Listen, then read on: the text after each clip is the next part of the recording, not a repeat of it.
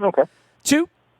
Welcome back, WNST, Towson, Baltimore, and WNST.net. It feels good to be back in the cockpit. It feels good to have had a little downtime, but Luke Jones has been working very, very hard on the interweb and out in Owings Mills and with the Orioles and the Yankees and the Ravens and the Jaguars.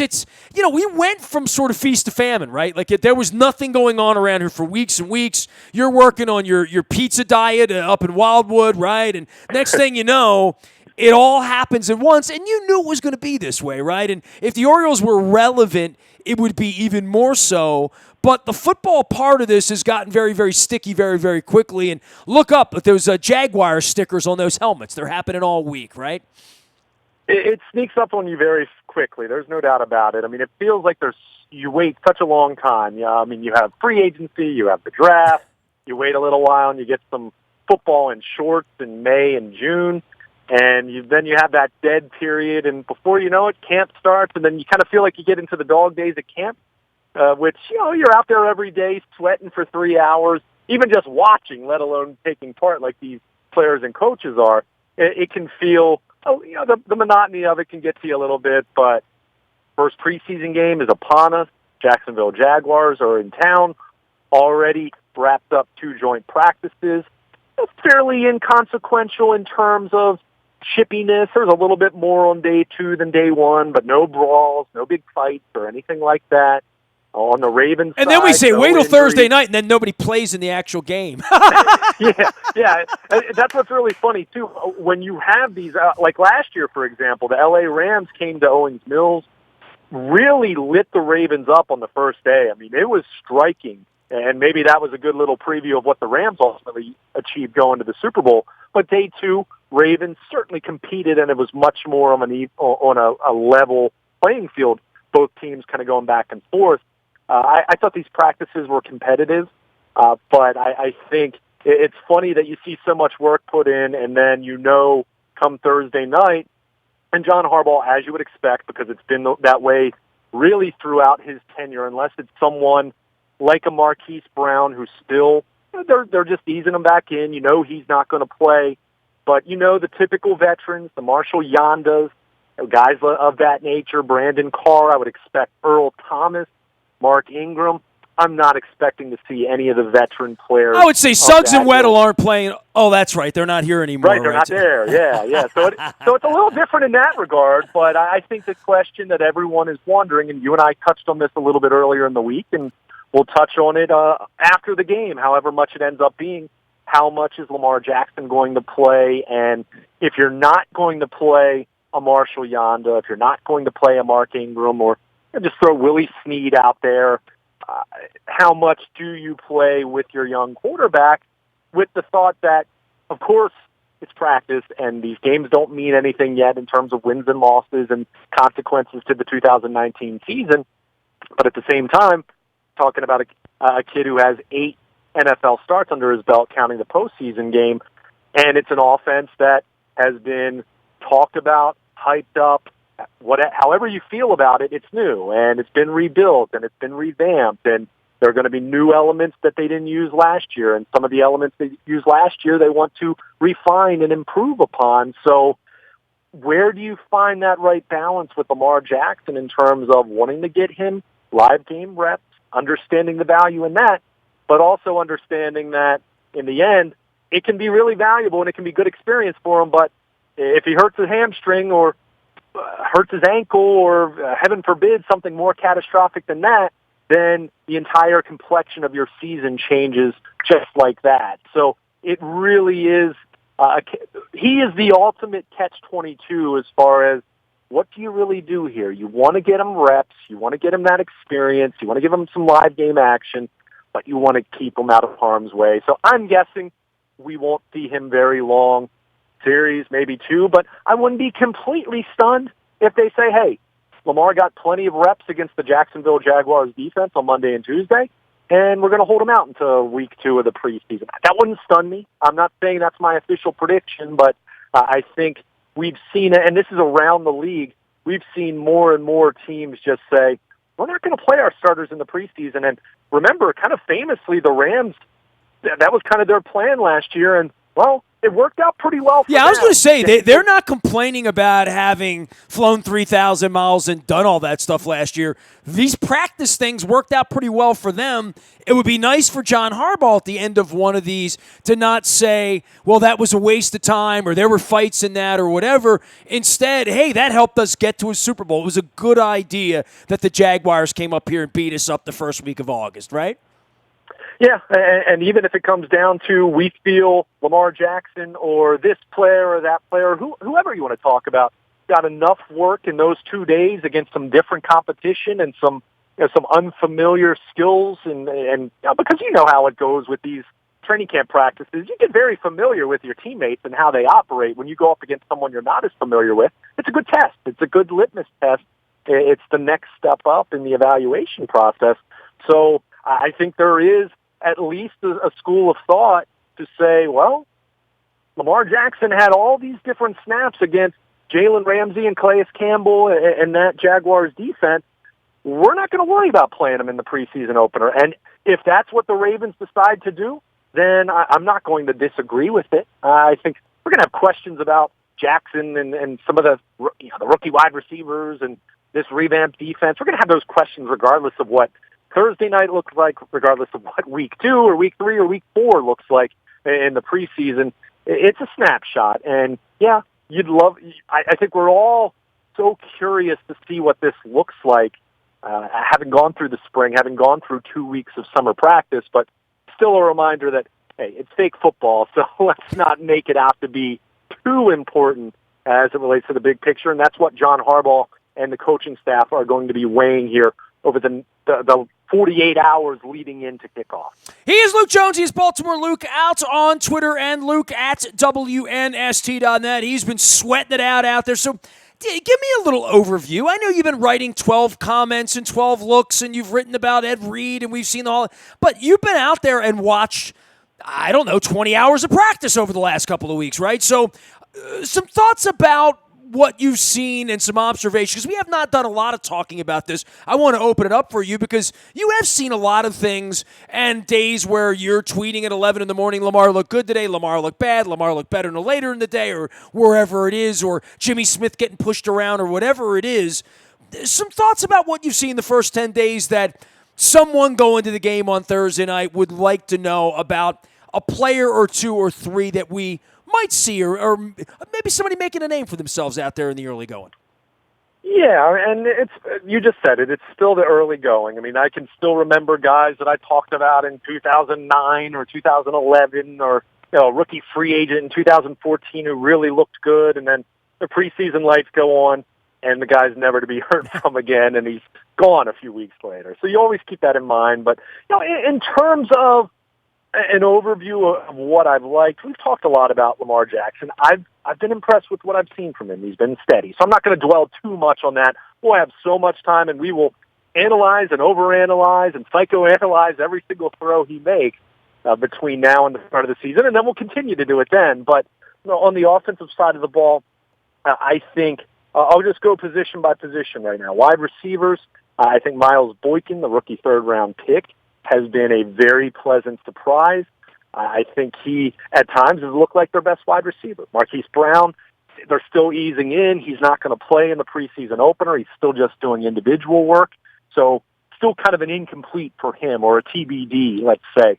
But Boykin has looked good. I think a guy that I didn't really have high expectations for, but someone who has seemed to build a decent rapport with Lamar Jackson is Seth Roberts, the former Oakland Raiders wide receiver who kind of had a reputation for drops with the Raiders, at least his first few years in the league. He's been fairly reliable. I think he's a guy that you could see fit into their top 3, top 4 kind of picture, depending on where the rookies are going into the regular season. So I think he's been someone that's kind of stood out. I think the guy that, for my money, has maybe been the best player on the field, offense or defense, in training camp has been Mark Andrews. And we saw him certainly show some things, even when Joe Flacco was playing, but certainly when Lamar Jackson took over halfway through the season.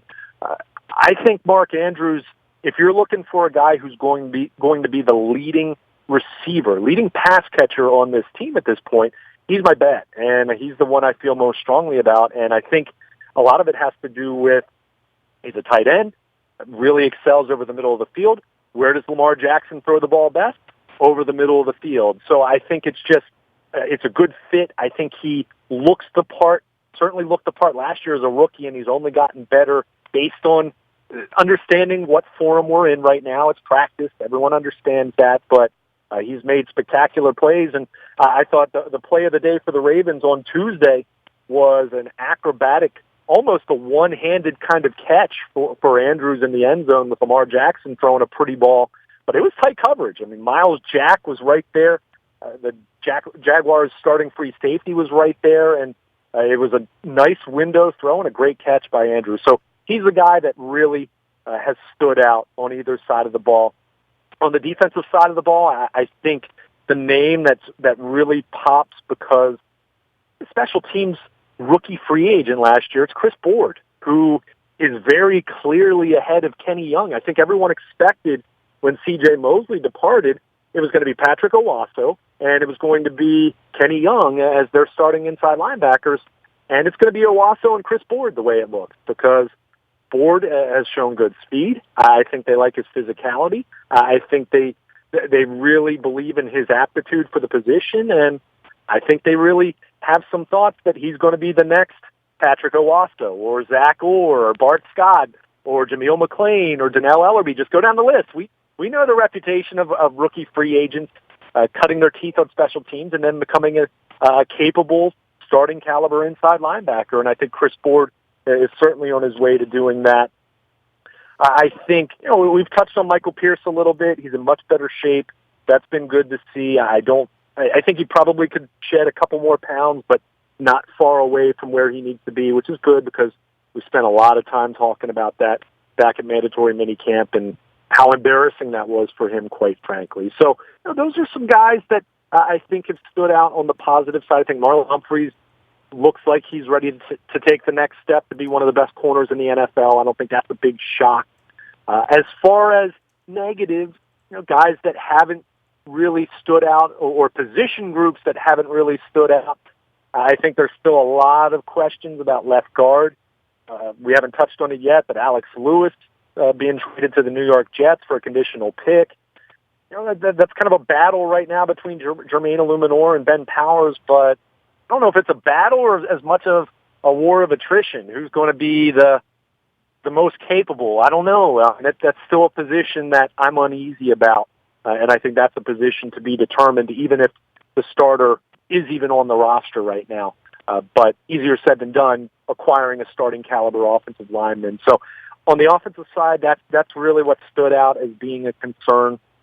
I think for the most part, everything else has been as expected. Lamar Jackson's been a pleasant surprise in how he's looked in practice as a passer with some of the improvements and improved consistency. On the defensive side, I mentioned Chris Board being a positive and maybe inside linebacker looking not set, but looking like it's on its way to having some clarity. I'm still not sure what we're going to see at outside linebacker. I know the Ravens have talked in very glowing terms about Pernell McPhee as far as having him back here. But if he's going to be lining up as your rush linebacker, they didn't want him lining up as a rush linebacker 5 years ago when he was really one of the best situational pass rushers in the NFL in his final year before free agency. So Tim Williams, he'll flash, and Tyus Bowser flashes, and we've seen Shane Ray flash a little bit here and there, but none of those guys have really stood out to me as saying, yep, that's going to be the starter opposite Matt Judon. So I'm still And is Judon, by the way, you mentioned Matt Judon. Where is he on the Suggs trail, right? Like, where is that replacement coming? Who's getting after the quarterback, I guess, is what I'm asking. Well, I mean, he's going to get after the quarterback because he's done it. I mean, but that said, because Terrell Suggs is gone and Matt Judon's a younger player, does that mean he's going to be 2008 Terrell Suggs or 2011 Terrell Suggs? If he is, it's going to cost him a lot of money. Well, there's that too, but I don't think he's that guy. I've said all along, one of my concerns about this offseason, we talked about this when they re-signed Nick Boyle, when they re-signed Tavon Young, or they signed him to an extension, I should say, that one thing you have to be careful about is, okay, you're not paying a quarterback a ton of money, but you don't want to overvalue your own. And I think that's something that you could accuse the Ravens of having done with, say, like a Brandon Williams a couple years ago. And I think that's something you have to be careful with Matt Judon. Look, Judon's a quality starting Sam outside linebacker in the NFL. There's no question about that. I'm not doubting that he's not a good player, but is he the kind of guy that you're going to give lucrative money to in the offseason? And I think that's big-time TBD right now, because as well as he played down the stretch last year, go look at what his numbers were halfway through the season. We were kind of talking about how quiet Matt Judon had been. So that just kind of adds to my overall concern about the edge rusher position, because the guy that we're talking about as far as being the Mr. Dependable and what you can rely on, it's not exactly Khalil Mack or 2011 Terrell Suggs or someone of that ilk. I mean, you're talking about a solid player who's never had a double-digit sack season. Now, maybe he has that this year. Maybe he has 12 or 13 sacks, and he puts himself and the Ravens in position where they're going to have to make a really difficult decision on him. But if it's another 7 or 8 sack season and they don't really have any of these other young guys step forward, I don't care how much you try to scheme with if you're Wink Martindale, that's going to be tough if you're not having guys winning one-on-one matchups. So you feel fine about Judon because he's been a starting player for them for a couple years, and he's contributed, and he's had some sacks, and he's pressured the quarterback. But, again, just because Terrell Suggs is gone doesn't mean that Matt Judon becomes superstar by default. I mean, that's not how it works. In the same way that even though I like Patrick Owasso, I'm not expecting him to just automatically be C.J. Mosley in the same way that C.J. Mosley couldn't be Ray Lewis. That's not how it works. So there is very much that's a position I still look to and have concern. I mean, there's young guys there, sure. I mean, I hope Jalen Ferguson develops as the year goes on. I think he's been pretty quiet. Can't say I'm stunned by that. He's a third-round pick who comes from a small school. The speed of the game is an issue for him right now. And Joe Cullen, their defensive line coach, even acknowledged that. So got a bunch of maybes and don't know and guys who haven't done it. And Joe Flacco's not coming over the hill, and neither's Eric Weddle or Terrell Suggs. So the Matt Judons and the Mark Andrews and the Lamar Jacksons, and they better figure it out, right? I mean, it's a new scorecard here on Thursday night. It really is, but to go on to the positive side for the defense, I mean, the secondary is very deep. I mean, I mentioned Marlon Humphrey. I mean, I think the safety tandem of Earl Thomas and Tony Jefferson, as expensive as it might be, that is one of the best, if not the best, safety tandem in the NFL, or you hope it's going to be at the price that you paid for both those guys. So they have the strength in the secondary. I'll throw another name out there. I mentioned some names that have been a little underwhelming or disappointing. Jimmy Smith's had a rough camp, and I don't know how much of that is a veteran player pacing himself and easing his way in. And well, you're seeing him get beat out there in practice. You won't see him get beat on Thursday night because he's not going to play, right? Literally. Well, and you would assume he's not going to play, but I think it's something where at some point in time, and you even saw it on Tuesday when he was beaten for a couple long touchdowns, and we're talking about Chris Conley and Keelan Cole. This wasn't A.J. Green or Odell Beckham. These were pretty run-of-the-mill, pedestrian kind of NFL wide receivers beating him on deep balls. Wink Martindale came over and talked to him. Chris Hewitt came over and talked to him. And I don't want to sound the alarm nest because it's the first week of August. This isn't my first training camp, so I know how this works a lot of times. But he's the highest paid player on the team right now. He's 31 years old. Coming off, not coming off of an That's injury. An incredible thing. He's the highest paid. Say that again. He's the highest paid player in the team. You don't think about it in those terms. You really, like if you would have said to a fan, they may say Justin Tucker, Marshall Young, because you know what I mean. Listen, who are the best players? But he is a little bit of a forgotten guy to some degree for being that guy, right? He's the last man standing, sort of all the names I'll kid you about for the next couple of weeks. The Suggs and the Weddles and the Flaccos being gone. He's the guy that's still sort of left, right, from the Torrey Smith era, right? Yeah. I mean, he's one of the very few left on this team that not counting the Wolf Pack, I guess, that was on that Super Bowl 47 team. There's only a handful left now, so. again, I don't want to make too much of it, but at some point in time, and let me rephrase, I don't know if he's highest paid in terms of cash and salary, but he has the highest cap number on the team. Some of that is some contract restructures that they did over the last couple of years to raise his cap number this year. But at some point, you want to see him turn it on. And that's not to say he won't, but at the same time, hey, he is highly paid, 31.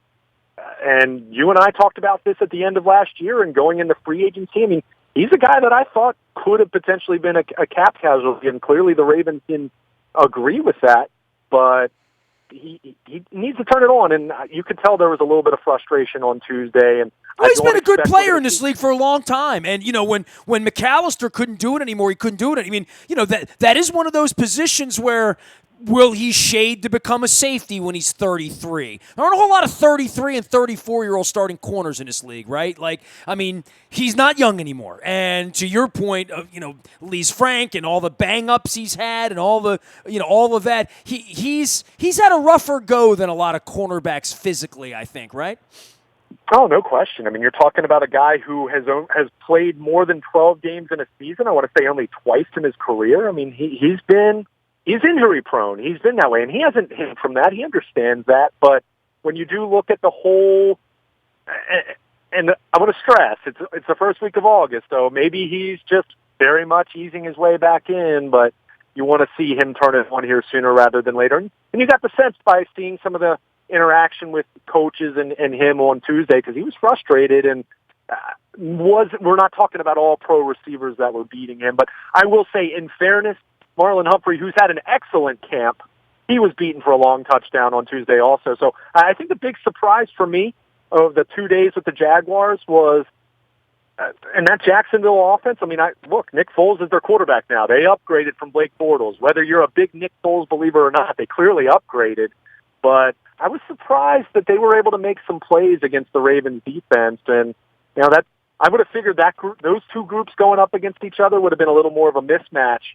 But I was surprised to see them make some plays. So maybe that says more about the Jaguars. Maybe that says more about the Ravens. Who knows? Time will tell. But yeah, Jimmy Smith, it's been an underwhelming start to camp. And to your point, at one point in time, Ray Lewis got old. Chris McAllister got old. And, Ed Reed was old in his last year. I mean, I'm getting old. I took a couple weeks off. People think I'm getting old, so. Yeah, the heat when I'm out here now compared to when I was in Westminster as a 26-year-old, yeah, I mean, it gets to you. So, again, I don't want to make too much of it. But you're not 26 anymore? No, okay. Yeah, right. But if you're asking me about some maybe a veteran guy who hasn't really looked himself as much as I would have expected, it'd be Jimmy Smith. But the good thing with Jimmy, and I'll stress this part to kind of give him, to kind of have him redeem himself, he's been on the field and healthy.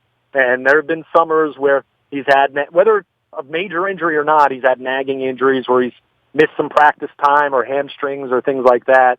That hasn't been an issue, but you just want to see him turn it on a little bit here, and maybe we'll be seeing that here shortly after the first preseason game, where I wouldn't expect to see him that much, if at all. All right, man. Anything you want to say about the Orioles, just to throw it in here, because I know it's not much to say, and I know you're all purpled up. We're all purpled up at this point.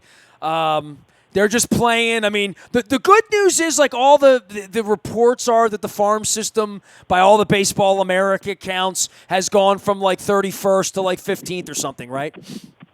Yeah, it's absolutely made strides. And I think what's encouraging about that is we're not talking about even the new regime being able to put that much new talent into the organization. I mean, they've had one draft.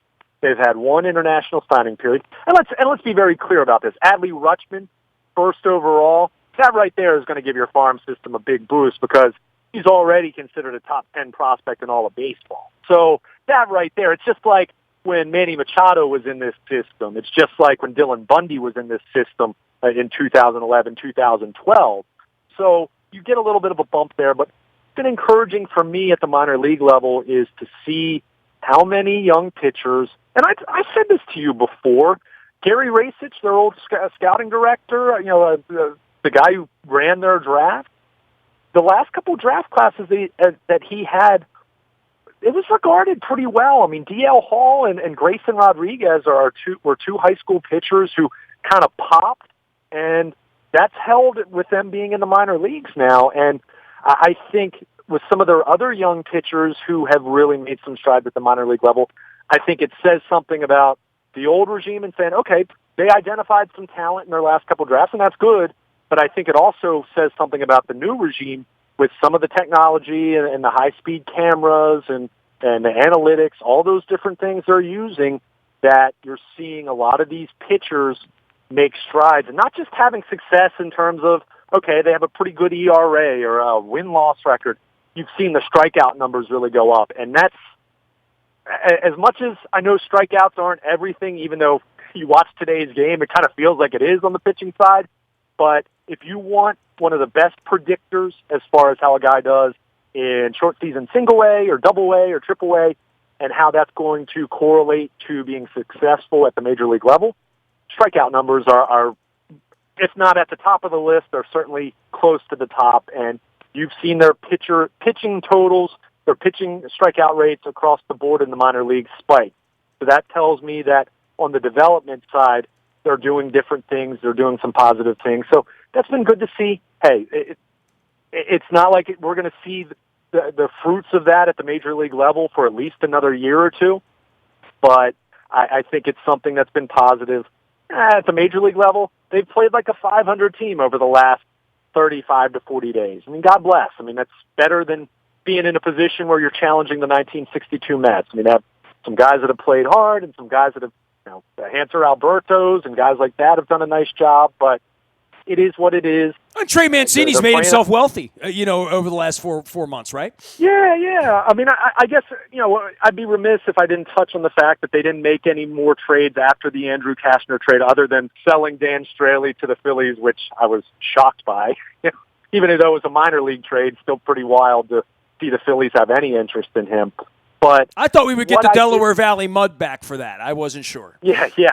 But one thing I did like about the fact that they didn't move guys is Mike Elias did not feel compelled to make trades just for the sake of doing it. None of these guys were pending free agents. I mean, Jonathan VR is under control through next year, 2 more years for Michael Givens, 3 more years for Trey Mancini. I mean, you go down the list, Dylan Bundy, 2 more years for him.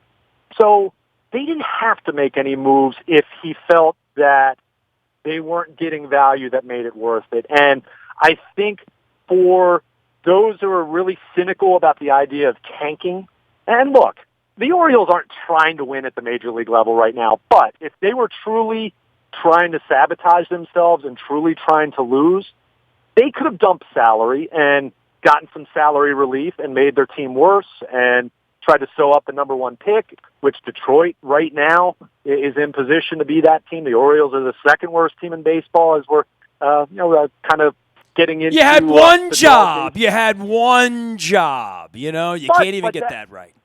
But to me, that says something that Elias has a plan here that's not just, we're going to lose a bunch of games. If he feels that Michael Givens reestablishing his value a little bit more over the next month or two and then trading him in the offseason is the best way to go, then I have no problem with that. He felt that teams viewed Trey Mancini and didn't value him as highly as the Orioles do right now as, one, a really good player, 2, someone who has 3 more years of club control after this year, and 3 is someone that's a little more marketable for your current major league team that doesn't have any marketable players. Then I respect not just pulling the trigger on a so-so kind of deal just to say you did it. So I appreciate Mike Elias having the conviction to not feel pressured to make trades just for the sake of it, which I think really factored into the Jonathan Scope and Kevin Gausman deals last year. Even though Scope didn't work out for the Brewers and Kevin Gausman just was waived and just picked up by the Cincinnati Reds after a really poor 4 months in Atlanta after he pitched well for them last year, has nothing to do with those outcomes. I felt like those trades that felt very much like, well, we need to make trades. We need to blow this thing up. Whereas I felt like this trade deadline, Elias said, yeah, we're going to make the Kastner deal because he's a pending free agent, and we're going to take some upside guys that are really young, and probably they're going to end up busting. But I'd rather take a chance on some guys with some upside than trading for some other team's David Hess, who doesn't really have upside, and it's just going to clog up our 40-man roster. I think there was a very apparent approach here with not just the Cashner trade, but with these other guys that they decided to hold on to because they say, well, we're not liking what we're getting now, so we're going to hold on to them. And with these guys all having control left, they're all going to have value in the offseason, or some of these guys will still have potential value next year at the trade deadline, and I'm fine with that. So it wasn't an exciting trade deadline by any stretch, at least here in Baltimore. Certainly a Zach Greinke going to the Astros with Luno making another. Yeah, that was a crazy deal. 4 o'clock in the afternoon, wasn't it? Oh, yeah. I mean, yeah. So you thought you were shocked. Anything... You should have thought with Justin Verlander. Oh, no doubt. I mean, but, hey, and I even touched on this in my 12 Orioles thoughts that I did kind of the day after the trade deadline. If you're Mike Elias, you're seeing your old boss pull off another trade like that, second time in 3 years, acquiring an ace at the trade deadline. Although, remember, Verlander was the waiver trade deadline. And, boy, you're just thinking about hoping that guys pop and you get a little lucky and you come across some edges here and there with some technology and player development and all those different things that teams are all racing to do at this point in time in baseball with player development. You're really hoping some 4, 5, 6 years down the road that you're in a position that you have the kind of farm system that you can make a move like that to put your team over the hump. And it was a very risk-adverse trade deadline in general. You didn't see many chances being taken by teams. And they're going to move that thing back a couple weeks too, right? I mean, in the end, there's enough movement afoot to make that happen soon. Yeah, it's hard to say. I've heard some people even say that maybe because of some of the risk aversion that you're seeing and all these teams don't want to give up prospects, maybe you change the wild card. As much as I love the wild card game where it's a single elimination, one shot, I mean, it's really exciting. It's not something that is conducive to how you think about baseball, and I think that's what the excitement where that is with it.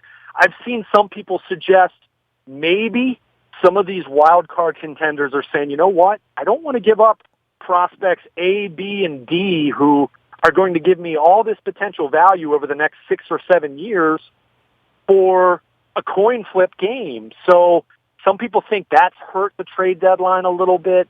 I don't know. I mean, I think certainly you can make an argument to move it back another week or two since you just have one deadline now, but maybe the other part of the solution is to have a best-of-3 wild card series. I don't know, but definitely wasn't the blockbuster volume that we've seen in the past. But I think it just speaks to, and Elias talked about this in his post-deadline press conference, I think teams value young, controllable talent so much, and we're seeing that with how dead the free agent period has been the last couple years.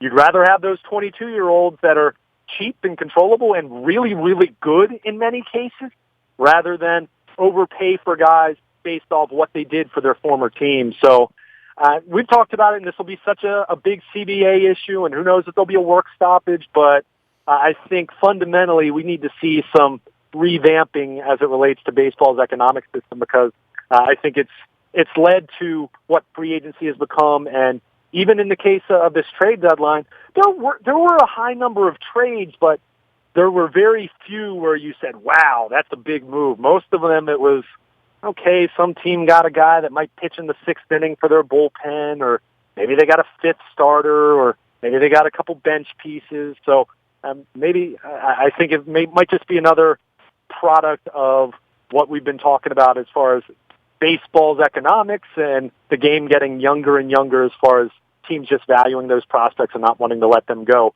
even if it means not improving their chances of ultimately winning in October.